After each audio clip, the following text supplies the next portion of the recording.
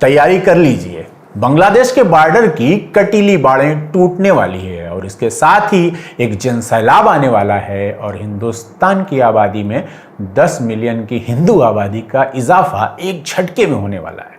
और ये सब इसलिए होगा क्योंकि भारत एक हिंदू राष्ट्र बन चुका है और इस हिंदू राष्ट्र की शरणागत की रक्षा नीति देखिए।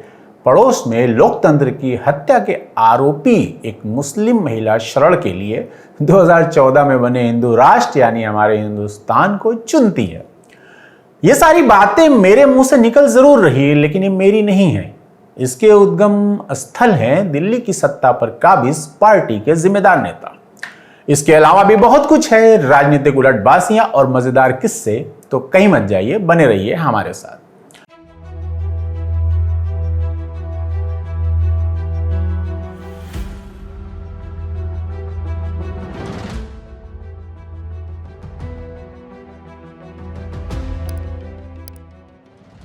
नमस्कार, आदाब। द क्रेडिबल हिस्ट्री में आपका स्वागत है। मैं हूं इकबाल। तेजी से आर्थिक ताकत बना बांग्लादेश अचानक से दूसरी वजहों में चर्चा में।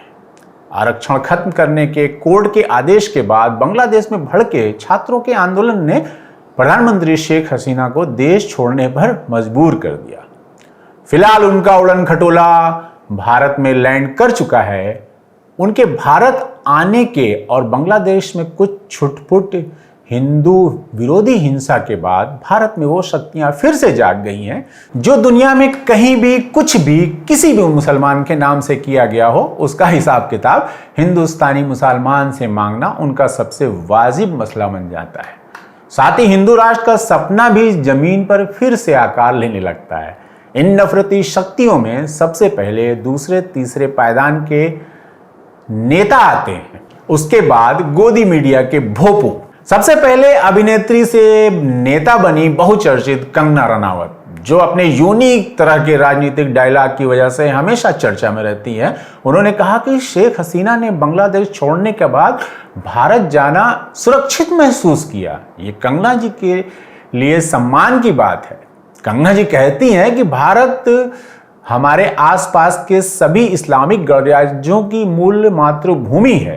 कुछ हद तक सही है, इस्लामिक गणराज्य तो नहीं कह सकते, लेकिन पाकिस्तान और बांग्लादेश इसी भारत से निकले 2047 के पास। इसके आगे मणिकर्णिका फिल्म की अभिनेत्री कहती हैं कि हम सम्मानित और खुश हैं कि बांग्लादेश की माननीय प्रधानमंत्री भारत में सुरक्षित महसूस करती हैं। फिलहाल वो अब माननीय प्रधानमंत्री नहीं रही, वो इस्तीफा देकर वहां से जान बचाकर भागी।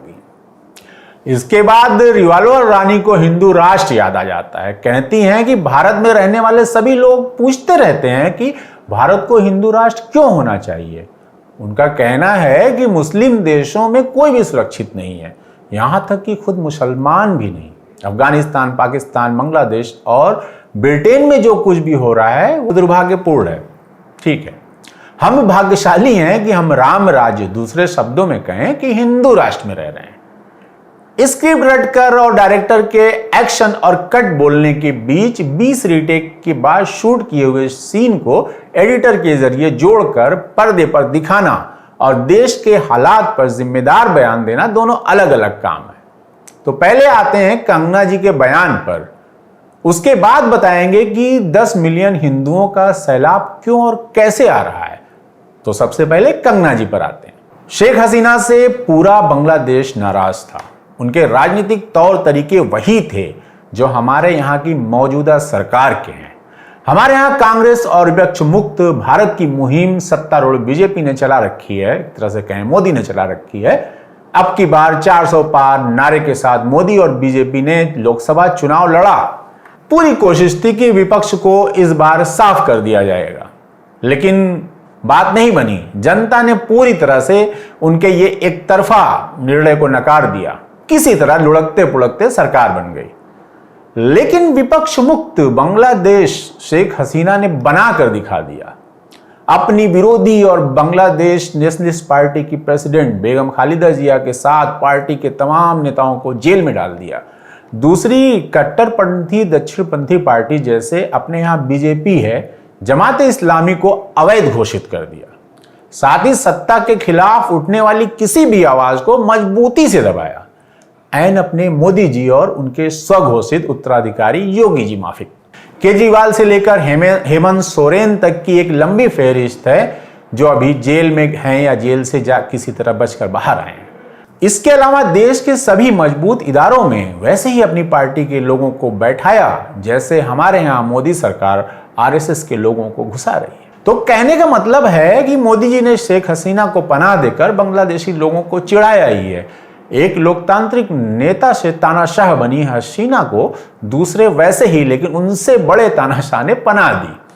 और मजेदार बात यह है कि बांग्लादेशी तानाशाह मुसलमान है, वहीं अपने देश के मुसलमानों से कंगना और बीजेपी दोनों को दिक्कत है।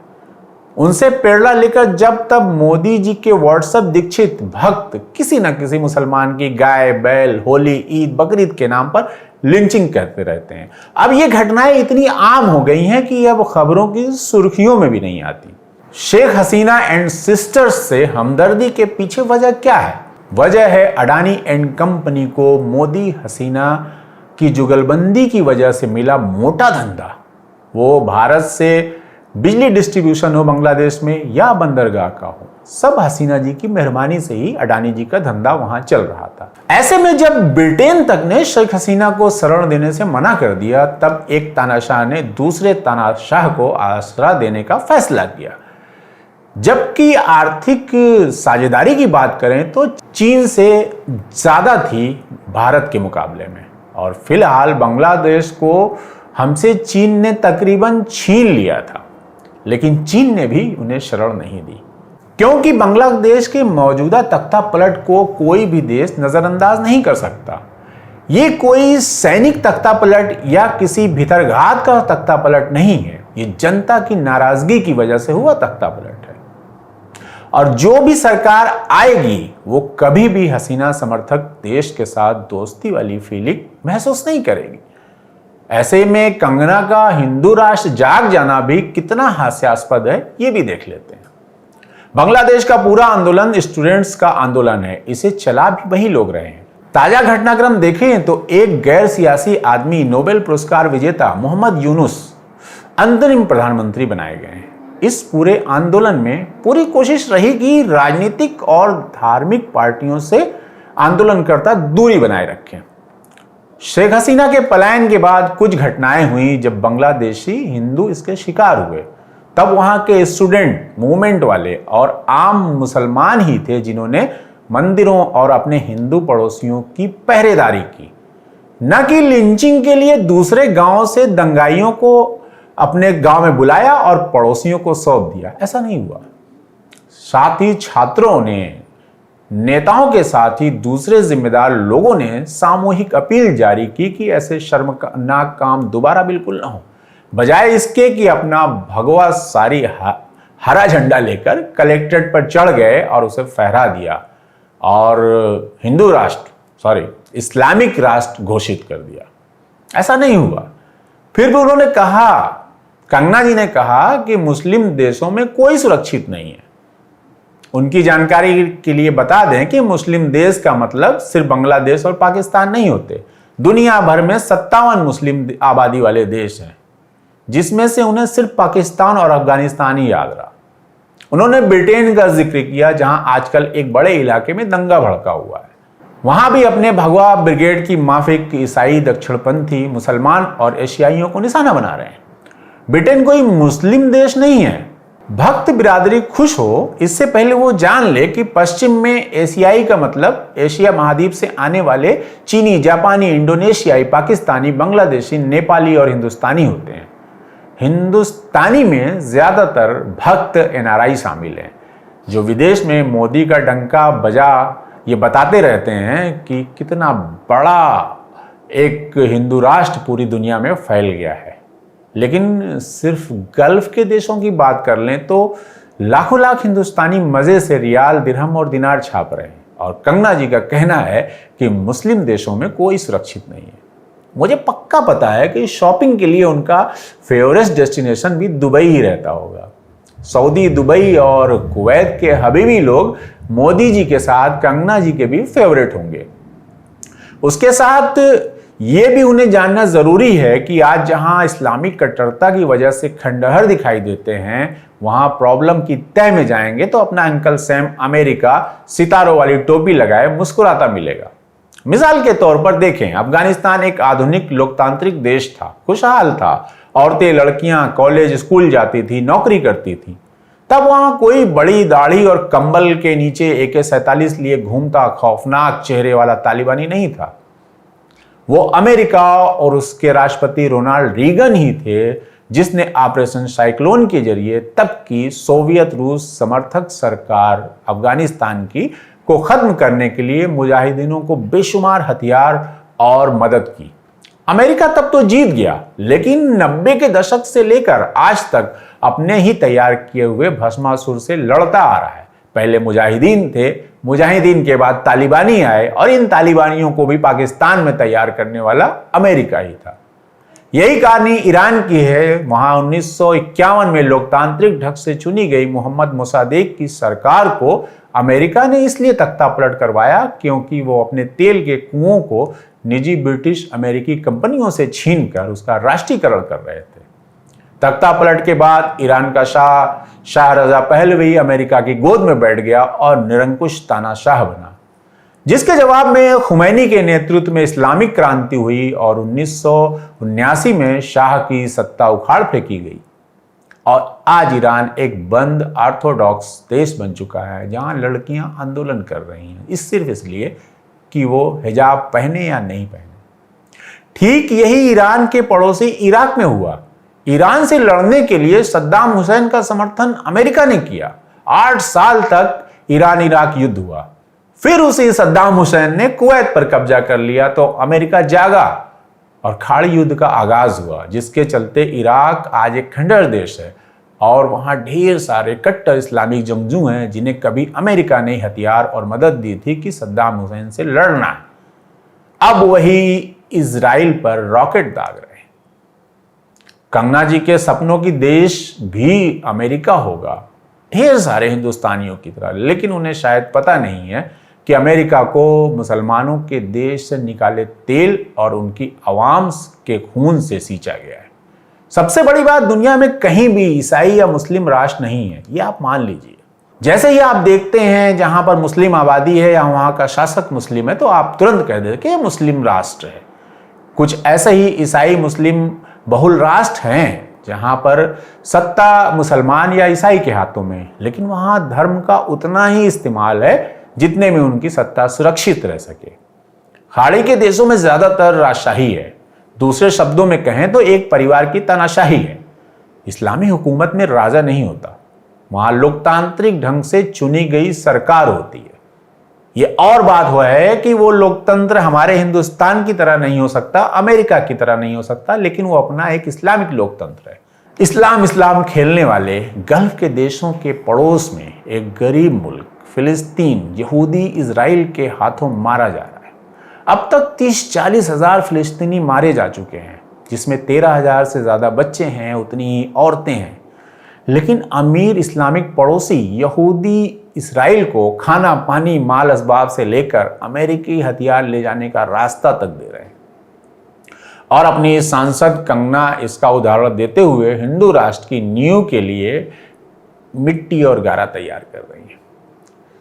दूसरी बात की थी मैंने कि बांग्लादेश की सीमा से आने वाले 10 मिलियन हिंदू शरणार्थियों की अपने वाले बंगाल यानी पश्चिम बंगाल के बीजेपी के लीडर सुवेंदु अधिकारी बांग्लादेश में हो रहे हिंदुओं पर अत्याचार पर बहुत ज्यादा चिंतित है। उनका कहना है कि तकरीबन 1 करोड़ बांग्लादेशी हिंदू भारत आने के लिए बॉर्डर पर लाइन लगाए खड़े हुए हैं। साथ ही उन्होंने कहा कि शेख हसीना सरकार का बांग्लादेशी छात्रों के जरिए तख्ता पलट करने के बाद बांग्लादेश में हिंदू मारे जा रहे हैं। यहां 1 मिनट रुक के सोचने वाली बात है कि बांग्लादेश का आंदोलन क्या था। वो एक छात्रों का आंदोलन था जो वहां आरक्षण हटाए जाने से नाराज थे। इसके अलावा प्रधानमंत्री के मनमाने तरीके से सत्ता चलाने से नाराज थे, जिसमें विपक्ष का खात्मा और तानाशाही थी। वहां कैसे ये मान लें कि एकाएक वहां हिंदुओं का जनसंहार होने लगा। उन्होंने एक घटना का जिक्र किया, एक मेयर और कुछ पुलिस वालों के मारे जाने की घटनाओं में से हिंदू छांट लिए, जबकि उनके साथ मुसलमान भी मरे हैं। बांग्लादेशी क्रिकेटर मशरफे मुर्तुजा, जो अवामी लीग के सांसद भी हैं, उनका घर भीड़ ने जला दिया। वो मुसलमान हैं, जबकि गोदी मीडिया उसे क्रिकेटर लिटन दास का बताकर प्रचारित कर रही है। कुछ घटनाएं सामने आई हैं जहां शोहदों ने हिंदू नागरिकों पर हमले किए, तब छात्रों और दूसरे जिम्मेदार लोगों ने खुद आगे बढ़कर हिंदू नागरिकों, मंदिरों की हिफाजत के लिए रात भर जागकर पहरेदारी की। ऐसे सैकड़ों तस्वीरें और वीडियो बांग्लादेशी लोगों के सोशल अकाउंट्स पर मिल जाएंगी। वहां से ट्रांसफर होकर अपने हिंदुस्तानी लोगों के अकाउंट पर भी आ गई, वहां भी मिल जाएंगी। इसके साथ ही सेना के साथ हर जिम्मेदार संगठन ने अपील की कि ऐसी घटना दोबारा न हो। वहीं बांग्लादेश के रंगपुर की जिस घटना की बात कर रहे हैं वो 4 लोग धर्म से जरूर हिंदू थे, लेकिन अवामी लीग के पार्टी के नेता थे। ये शुद्ध राजनीतिक मामला है, न कि धर्म आधारित। ऐसे सैकड़ों मुसलमान भी मारे गए जो अवामी लीग से जुड़े थे। साथ ही मारे गए सैकड़ों स्टूडेंट्स में ज्यादातर मुसलमान ही थे, उसमें हिंदू भी रहे होंगे। जिनको मारने वाली पुलिस भी थी, जिसमें ज्यादातर मुसलमान थे। वहीं एक दूसरे में और भी नेता हैं। महाराष्ट्र से बीजेपी के विधायक राम कदम भी चिंतित हैं।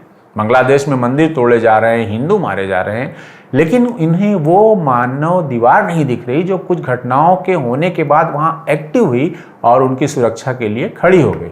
लेकिन ये वही लोग हैं, ये नेता जो बयान दे रहे हैं, ये वही लोग हैं जो दंगाइयों को माला पहनाते हैं, उनका विजय जुलूस निकालते हैं। आम आदमी पार्टी में रहते हुए मोदी को सबसे ज्यादा गरियाने वाले कपिल मिश्रा बीजेपी में पहुंचते ही मुसलमानों के खिलाफ आग उगलने लगे। शाहीन बाग आंदोलन के समय दिल्ली में हुए दंगे को भड़काने की वजह यही बने। बांग्लादेश में हुए तख्ता पलट के बाद यह भी जाग गया है कपिल सिब्बल के बयान कि भारत में भी बांग्लादेश जैसे हालात हो सकते हैं, के जवाब में कपिल मिश्रा उसे हिंदू मंदिर तोड़े जाने और हिंदुओं को मारे जाने से जोड़ रहे हैं। जबकि कपिल सिब्बल का कहना यह था कि जैसी बांग्लादेश में तानाशाही फैली थी, विपक्षों ने इस्तेनाबूद किया जा रहा था, हर सिस्टम पर कब्जा किया जा रहा था, उससे जो नाराजगी थी उसके लिए जनता सड़क पर आई। लेकिन यह बीजेपी के नेताओं का एक तरीका है कि वो किसी भी घटना को, किसी के भी बयान को अपने हिसाब से तोड़ मरोड़ लेते हैं। और मजेदार बात यह है कि ये सभी दंगाई मानसिकता वाले नेता हिंदू राष्ट्र का सपना देखते रहते हैं और उसे बेचते रहते हैं। ये आरएसएस का फांसीवादी सपना है, जिसकी नींव मोहब्बत नहीं, नफरत और लाशों के ढेर पर रखी गई है। और क्या गारंटी है कि आज मुसलमान दुश्मन दिखाई दे रहा है, कल सिख, बौद्ध, जैन, ईसाई नहीं दिखाई देंगे? उसके बाद रक्त शुद्धता के प्रेमी आरएसएस के चितपावन ब्राह्मण अछूत और शूद्रों को निपटाने लगेंगे। और उसके बाद एक दिन या तो जनता इनका हाल मुसोलिनी और उसकी प्रेमिका वाला करेगी, चौराहे पर लटका देगी, या फिर ये खुद हिटलर की तरह अपने आप को गोली मार लेंगे और जनता को देश का बंदरबाट करने वालों के सहारे छोड़ जाएंगे। ध्यान से देखेंगे तो देश वही तरक्की कर रहे हैं जहां धर्म को व्यक्तिगत रख देश को चलाने के लिए व्यवहारिक और सामाजिक प्रोफेशनल लोग हैं।